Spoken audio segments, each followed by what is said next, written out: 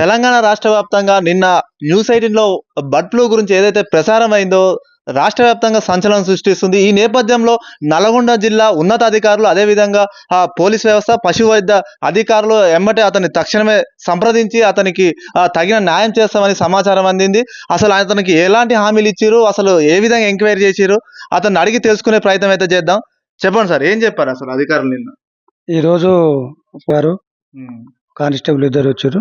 అసలు ఎట్లా చనిపోయినాయి ఏందని అడిగారు. అడిగితే చూపెట్టిన దీనికి ఏ విధంగా మీరు పూడ్చడం జరిగింది, మరి జాగ్రత్తలు ఎట్లా తీసుకురాని నన్ను అడిగితే పూడ్చిన కాడికి తీసుకుపోయి ఇట్లా పూడ్చినాం సార్, మేము సున్నము ఇట్లా బ్లీచింగ్ పౌడర్ వేసి దాని మీదంగా మళ్ళీ మట్టి చల్లడం జరిగిందని చూపించినాం.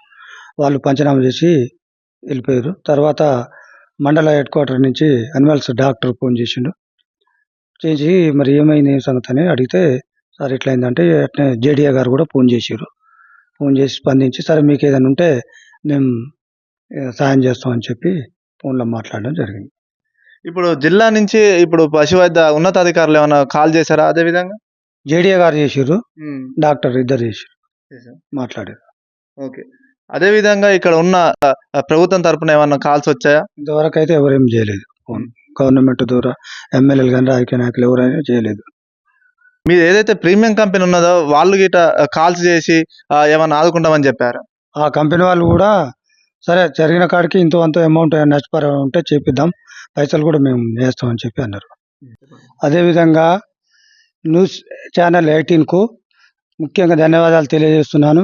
ఎందుకంటే ప్రజలకు, రైతులకు అనుసంధానంగా ఉంటూ ఎప్పుడు ఎల్లకాలం ఇదే విధంగా ఉండాలని నేను ధన్యవాదాలు తెలియజేస్తున్నాను. వెంటనే ప్రభుత్వానికి తెలియజేసినందుకు ఈ ఛానల్కు రుణపడి ఉంటాం.